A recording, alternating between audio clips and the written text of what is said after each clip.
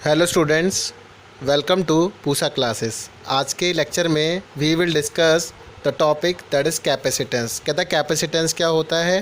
Capacitance बेटा एक property है एक कैपेसिटर की टू होल्ड द चार्ज, मतलब एक ऐसी बॉडी जो चार्ज को होल्ड करके रखती है। कैसे? जैसे आपके पास एक बकेट है, मैं एक बहुत ही बेसिक सा एग्जांपल ले रहा हूँ। जैसे ये बकेट है और इस बकेट के अंदर आपने एक टैप के थ्रू यहाँ पर जो पानी है वो फ़्लो होके आ रहा है। ठीक है, ये जो वाटर जो फ़्लो होके आ रहा है तो वो इस वाले बकेट के अंदर इकट्ठा होगा। तो ये जो बकेट है इसकी कैपेसिटी है कि ये 4 लीटर जो वाटर है ये अपने अंदर यहाँ पर होल्ड करके रख सकता है। बकेट के अंदर पानी कितना स्टोर होके रख सकता है बेटा? 4 लीटर। ओके, अगर यहाँ पर 4 लीटर ऑफ वाटर जो स्टोर होके होगा तो जिस टाइम ये बकेट खाली थी तो जितना चार्ज और यू कैन से वाटर फ्लो होके आया है तो उस वाटर को मैं क्या बोल रहा हूँ बेटा? यहाँ पर चार्ज। ओके, ये चार्ज की रिप्रेजेंटेशन क्या होती है? क्यू। तो जितना चार्ज ये फ्लो होकर आया तो उतना इस बकेट के अंदर ये पानी इकट्ठा होता चला गया।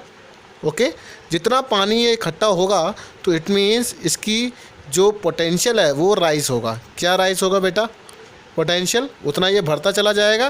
जितना ये भरता चला जाएगा तो जैसे आप हैं, आप पूरे दिन काम करते हैं, बच्चे स्कूल गए, फिर उसके बाद ट्यूशन गए और उसके बाद क्या होता है शाम के आते आते आप थक जाते हैं तो आप क्या करते हैं? फूड खाते हैं। फूड क्या है? एक एनर्जी है। एनर्जी खाते ही, फूड खाते ही आपके अंदर क्या आ जाता है? आपका पोटेंशियल क्या हो जाता है? इंक्रीज़ हो जाता है। ठीक है, हर एक बच्चे का कुछ ना कुछ पोटेंशियल है। ठीक है, कुछ बच्चे ऐसे होते हैं कि एक दिन में 8 रोटी खाते हैं, कुछ बच्चे ऐसे होते हैं कोई 10 खाते हैं, कुछ बच्चे 15 खाते हैं। तो हर एक बच्चे का अपना अपना पोटेंशियल है। कुछ बच्चे ऐसे होते हैं जो 8-8 घंटे पढ़ते हैं। अगर अब वो 8-8 घंटे पढ़ते हैं तो उनका वो क्या है बेटा? पोटेंशियल। तो वो ज़्यादा से ज़्यादा अपने अंदर एक एनर्जी लेकर बैठे हैं क्योंकि उनकी वो क्या है? कैपेसिटी। तो बेटा जिस टाइम इसकी कैपेसिटी है 4 लीटर की तो ये जितना पानी इकट्ठा होता चला गया उतना पोटेंशियल इसका क्या होता चला गया? राइज। और जितना पानी मैं यूज़ कर लूँगा तो इसकी कैपेसिटी उतनी ज़्यादा कम होती चली जाएगी। तो 4 लीटर के बाद क्या होगा बेटा? ये पानी नीचे की तरफ गिरता रहेगा। तो इसकी कैपेसिटी कितनी है? 4 लीटर। ठीक है, अच्छा बात है। तो अब यहाँ पर एक मोबाइल है, मोबाइल फ़ोन है। मोबाइल फ़ोन में आपको क्या पता है जिस टाइम बैटरी कम होने लगती है तो आप क्या करते हैं? एक चार्जर के थ्रू इसको लगा देते हैं और चार्ज के थ्रू जो ये चार्ज फ्लो होके आ रहा है, ठीक है ना, चार्जर के थ्रू, तो जितना चार्ज ये फ्लो होके आया तो यहाँ पर परसेंटेज बढ़ती चली जाएगी। 1%, 2%, 100% तक ये पहुँच जाएगा। क्लियर? जिस टाइम तक ये 100% तक पहुँच गया तो हमने क्या देखा कि इसकी बैटरी फुल होगी। अब हम क्या करते हैं? चार्ज को रिमूव कर देते हैं। चार्ज को रिमूव करने का मतलब क्या है कि इससे ज़्यादा तो उसकी कैपेसिटी नहीं है। किसकी? बैटरी की। तो बैटरी की कैपेसिटी कितनी थी बेटा? दैट इज़ 100% तक वो ही चार्ज को स्टोर करेगा।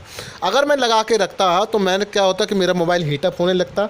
हीट होने के कारण क्या होता कि उसके अंदर ब्लास्ट भी हो सकता है। ओके, तो मैंने क्या करा कि इसकी कैपेसिटी थी 100%, मेरे माइंड में सेट था कि मुझे चार्जर को रिमूव करना है। ओके, अब इसके बाद वो कहता है कि अगर मान लिया जाए कि एक ग्लास है, ग्लास के अंदर आप पानी पीते हैं तो क्या आप, अगर मान लिया जाए इसमें 1 लीटर वाटर आ जाता है या यू कैन से ½ लीटर वाटर आता है, तो क्या आप इसके अंदर ½ लीटर के बाद ही भरते रहते हैं? नहीं, क्योंकि बेटा जितनी इसकी कैपेसिटी होगी उतना ही इसके अंदर वाटर जो है स्टोर होगा। क्लियर? तो ऐसी एक कैपेसिटर है और यू कैन से एक electrical capacitance of a conductor है is the measure of its ability to hold the electric charge.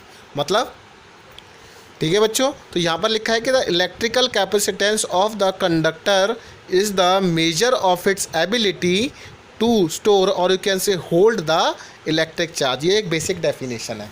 ठीक है, तो कहता है आप जितना ज़्यादा चार्ज देंगे किसी बॉडी पर दैट इज़ क्यू, उतना ही ज़्यादा उसका पोटेंशियल राइज करता है। ठीक है बेटा, क्या राइज करता है बेटा? Potential. Okay, potential is donated by V. तो बेटा क्यू डायरेक्टली प्रोपोर्शनल किसके हो गया? वी के हो गया। अगर क्यू डायरेक्टली प्रोपोर्शनल वी हो गया तो यहाँ पर डायरेक्टली का साइन हटता है तो यहाँ लग जाएगा सी। सी वी।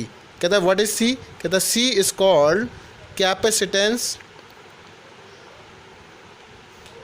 Of a capacitor.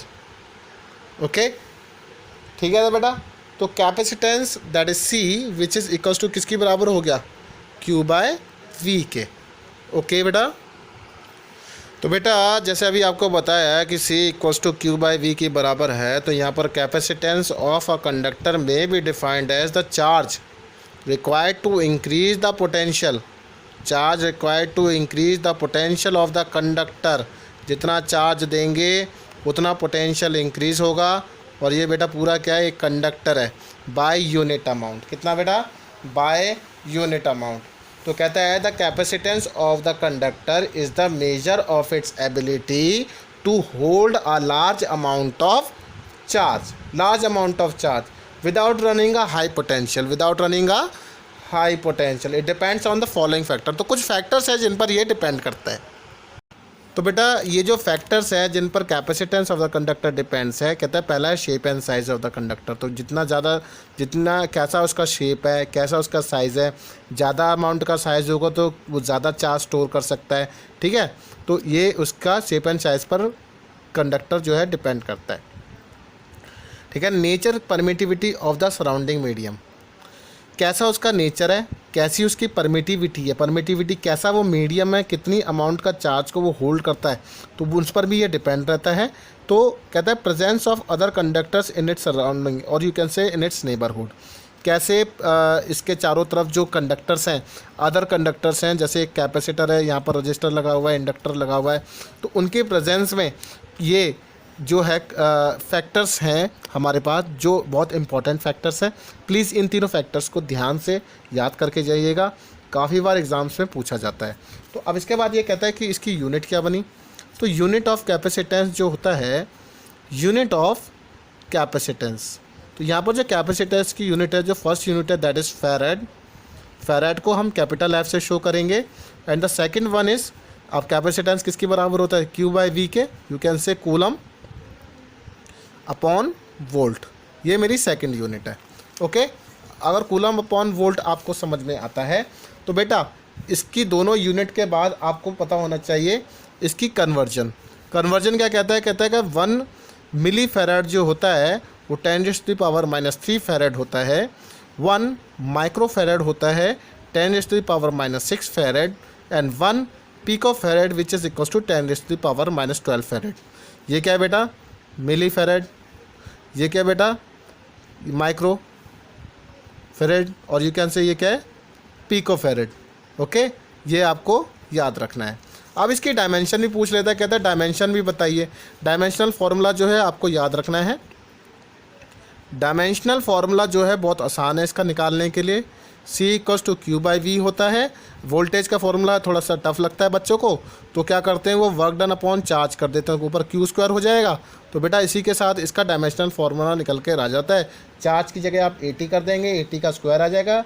और नीचे वर्क के लिए ml/t-2 that is work done का लगा देंगे ना, तो इसका फॉर्मूला निकल के बन के आता है m-1 l⁻⁻2 t⁻⁴ and a⁻²। I hope कि आज के लेक्चर में मैंने जो कैपेसिटेंस के बारे में आपको बताया, ये बहुत बेसिक सा इंट्रोडक्शन था।